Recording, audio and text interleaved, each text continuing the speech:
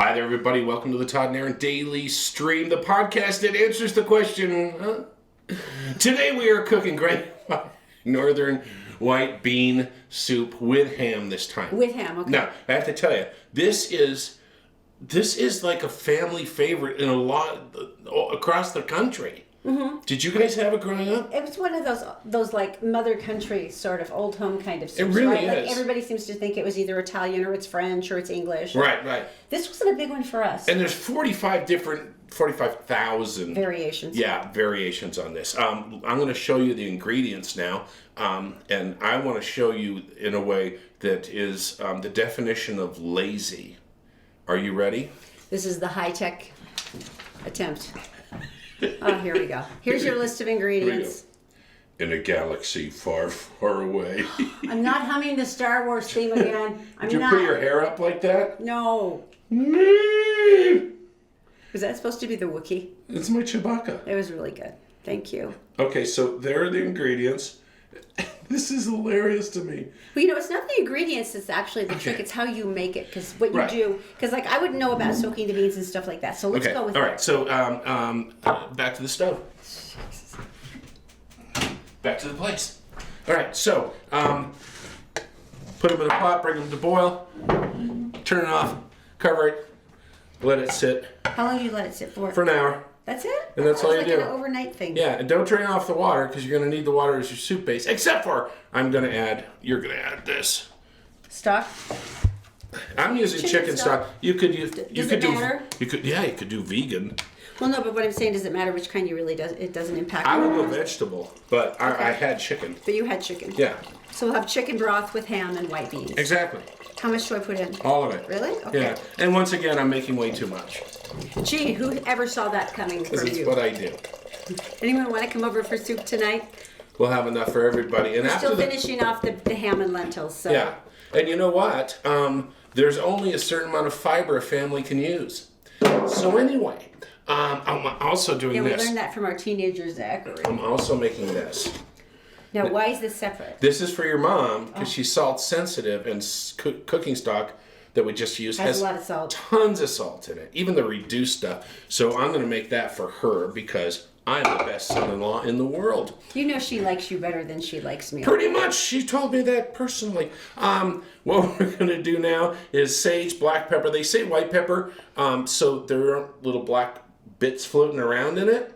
I wouldn't care. Is that a thing? Don't care. Okay. And dry mustard. Okay. Why the dry mustard? I wouldn't have pictured that. Because it's just a little different. I'm adding salt because this is ours. Okay. Now, go ahead and put the vegetables in. Okay. So what do you have on vegetables? The usual. I bruised up some.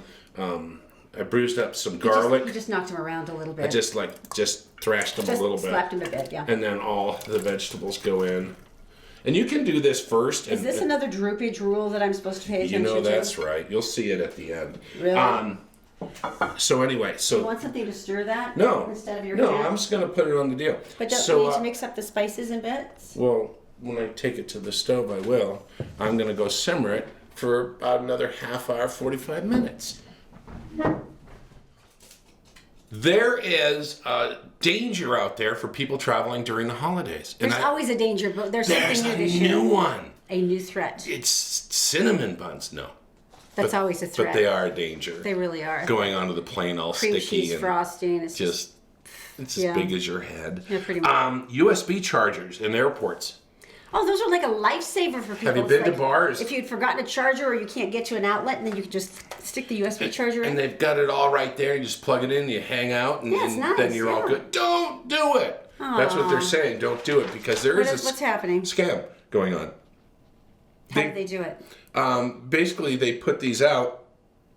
The malware goes in, and they can run your phone and run through your phone, grabbing passwords, bank accounts, your you pictures. plug it in, and the USB port sends a malware back through your phone. Yeah. Great. Yeah, and a picture of you dancing to Nickelback. I mean, all these things. The things that must never meet the light of day, not ever. That they can get you with. And so they're just saying, don't do it. Take a power cord with you and plug it in, and maybe take one for the car. If you get a Uber or something, plug it in as you're driving or whatever you need to do. But they said do not use the chargers at the airports. That's so sad. It is way so sad. nice and convenient. Now You know what the worst thing is the other story we had about the guy who took a photo of an outlet, and he made stickers, and he walked around the And they are so airport, realistic, you would not, unless your nose is like right to it, you would not know. and he sticks them to pillars. And you see these grateful travelers like, oh, there's one. And They then take off their backpacks, and they lay everything out, and they go to plug in, and it's a sticker. that's just evil. I'm sorry, but that's even more evil than the malware. That is I'm sorry. horrible. Now, speaking of evil, how can you be Grinchy enough to steal Christmas lights? Oh, I heard about this. Jordanelle State Park, they're really excited because this is the first year they're going to do a thing where you get to drive through the park and you get to see all the lights, and you know how pretty that is. We used to love doing that. They do it up at Willard Bay. Yeah, with a horseback ride. And that's gorgeous. So you're up here in the mountains and the snow, and you get to go around the lake and see the lights, and except for someone has stolen a ton of the shaped light formations. And, They're expensive. And the controller box that runs stuff. So they said, we're going to have to close the park overnights from now on, they said, because we can't keep track of everything because people They have to keep gate stealing it all stuff. off and everything. Yeah, so it's not going to be a reopening for overnight visitors, meaning campers. If you like that or you want to ice fish, you're screwed. And they're hoping that they'll be able to get replacement parts in time for the They're light really display to open. expensive. Yeah, they're hoping they can get the replacement parts, but they said it will be a smaller display. They said, but it was so sweet. They said, it'll still be great. Please still come. So I will go and support I them. think if they catch them, this is what they should do. If they catch the crooks, Put them head first into one of the ice fishing holes. hang them by their feet and put Christmas lights on them and have them just swinging there like this, and everybody can Merry Christmas. I would love that. Yeah, by the feet. I would totally applaud that. Very important. By the feet. I would totally applaud doing that. I would too. I think that'd be awesome. I think if punishments were more creative, perhaps there would be less crime. You have to think that through. As I do. All right, so let's redeem the day though with tell me something good, because this is pretty Please awesome. do. If you think about it, who would know the ins and outs of people better than like their bus driver? I mean, Now, are we talking school bus or UTA? UTA bus UTA driver. bus David Cody drivers. Bryant's been a bus driver for 7 years. Right. He does the same route every day. Same people every time, So pretty he's- much. He goes, I've learned a lot that he says that what most of us are just one misstep or one hospital bill away from being homeless or being right on the edge. And he Right. said, and he would see people over these 7 years who maybe were doing well and then having harder times. And he started seeing the patterns, and he kind of knew what to expect, which is kind of sad that you could see someone's. And he started taking clothing donations from friends and family, and especially around when it started getting really cold, he'd have this little line of clothing hanging on one of the racks. In the bus? Yeah, at the very front. Oh, that's brilliant. And he had a sign saying, take something if you need it. And he said That's at first brilliant. people wouldn't do it, and until he handed one to a child and said, give this to your mom. Right. Which I thought is so incredible. Which is weird, because when you drop the kids off at school, we both of us do it. When you drop the kids off at school, these kids are running around without short sleeves. Oh. But they're just doing it to be cool. It's Yeah. not the fact that they don't have a jacket. So as you're going through your closets trying to find out what fits your kid this year and the other stuff, take the time to go drop it off. Well, this is what he's doing. So last year, he had this awesome little clothing rack, and he and his wife would start making some little kits. And you can imagine the salary of a bus driver can't be huge. But he and his wife were making the little kits. And Even though they protect the lives of like 40 people at a time. Then they started making kits. Their neighbors went, oh, we can kick in on this. And then he put up a Facebook page and started raising money. Well, this year, UTA said, you can't have a big line of clothing on the racks, but we love the idea. So Right. what happened instead is they're going to help him build the homeless kits and put stuff together. He said, we're always struggling to find ourselves, but he said, the truth is there's always somebody who needs you more than you can imagine. So if you'd like to donate, you can go to his Facebook page. It's David Cody Bryant. Oh, do that. David Cody Bryant. How fun would that be? And you know what? And they also have get-togethers where they put together the hygiene kits and different things. So you can be there for that. So he passes them out on his bus, but they'll also be passing them out in a lot of other places. I love homeless and it. such. I love it because it's ground level. It's Exactly. grassroots. It's just like right there This with is the a man people. who saw it and I think he that's so thought, cool. what can I do to help? And I wish they hadn't turned out and stopped letting him do the clothing, because I love the idea of the little line of clothes at the bus. I just picture You know, that. it's just, like, It's here, you look like amazing. you need some socks. All right, so that's Tell Me Something Good.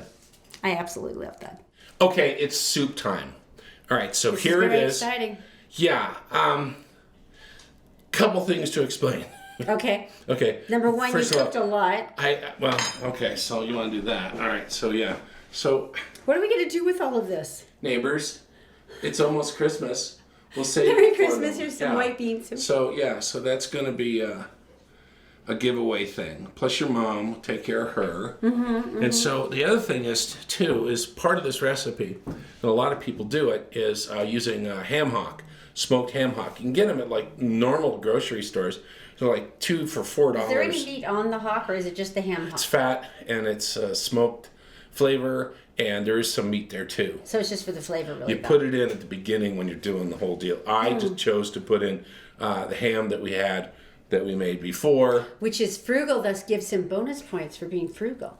And or you can put in a ham bone and do it that way. Anyway, this is the result. So this is the Great Northern White Bean and Ham soup. Go.